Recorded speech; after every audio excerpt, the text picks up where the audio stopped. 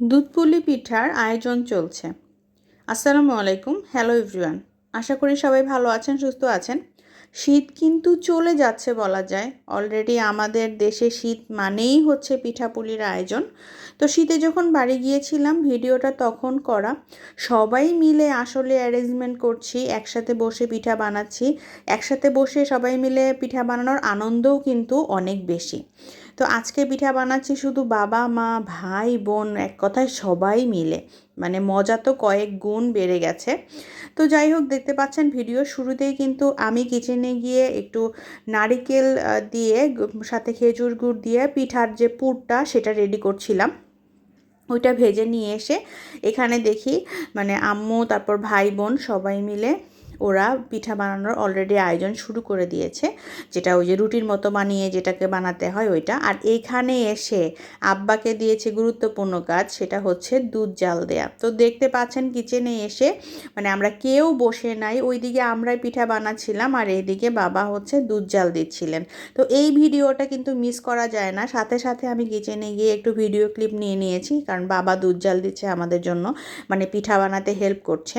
সচরাচর বাবা আসলে রান্নার কাজে হেল্প করে না, তো আমরা গিয়েছি বলে এই কাজটাও সে করছে।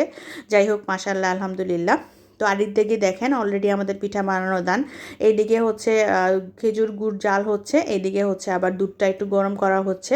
মেইনলি এই দুধের মধ্যে হচ্ছে খেজুর গুড়টা দিয়ে তারপরে এই পিঠাগুলি ছেড়ে দেওয়া হবে। তো এই দুধপুলি পিঠা কিন্তু অনেক বেশি মজা। নারকেলের পুর থাকে ভেতরে এবং অবশ্যই পিঠাটা কিন্তু খেজুর গুড়ের হতে হবে, কারণ খেজুর গুড় বা পাটালি গুড় যে যেটা বলে, মানে খেজুর গুড় না হলে মানে এই পিঠার আসল মজাটা কিন্তু বোঝা যায় না।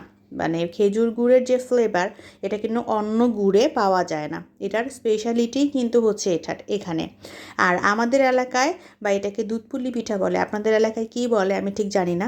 যারা এই পিঠাটা খান নাই তারা একবার খেয়ে দেখবেন, বুঝবেন যে ঠিক কতটা মজা হয়। ঠিক এভাবে পিঠাগুলো ভালো করে হচ্ছে জাল দিয়ে বা বলক তুলে নামিয়ে ফেলতে হবে। দেখেন কি সুন্দর ঘন একটা পিঠা তৈরি হয়েছে, অসম্ভব টেস্টি। এটা ঠান্ডা খেতে আমার কাছে বেশি মজা লাগে। তো পিঠা মেক করার পরে হচ্ছে আমি সুন্দর করে বেড়ে বেড়ে রাখছিলাম সবার প্লেটে, যে ঠান্ডা হলে তারপর সবাই মিলে খাবো।